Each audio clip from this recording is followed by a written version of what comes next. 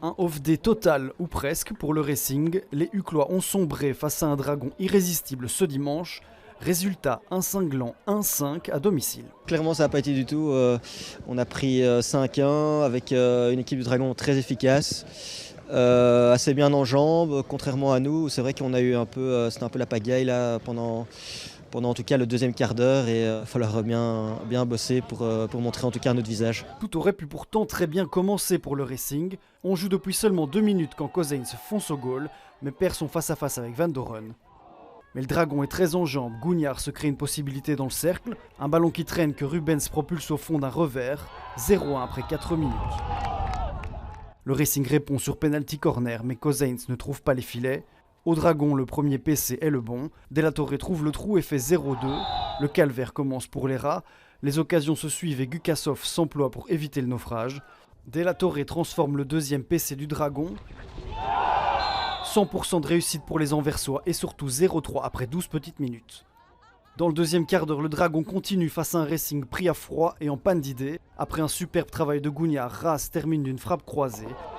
0-4 à la pause et un match déjà plié. On prend 4 goals en 4 entrées de cercle ou 5 entrées de cercle, donc directement ça nous fout la merde. Et on a dû essayer d'y croire, continuer, mais au moment où on a poussé au 3-0, on a pris le 4 derrière direct.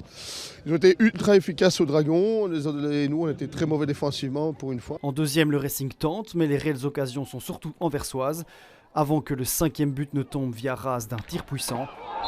Sur PC, finalement, la réduction du score de Van Wetter atténuera les chiffres, mais pas la lourde défaite. On a fait ce qu'il fallait en deuxième mi-temps, on a un peu changé la mentalité, on a un peu passé dans d'autres choses, on a testé les choses aussi pour les prochaines semaines, mais ce qui nous a permis de faire un 1-1 en deuxième mi-temps si on veut calculer ça, mais en tout cas la mentalité était plus sur le terrain qu'en première mi-temps en tout cas, où là ça nous a posé défaut défensivement, j'ai des gars qui étaient complètement absents. Oui.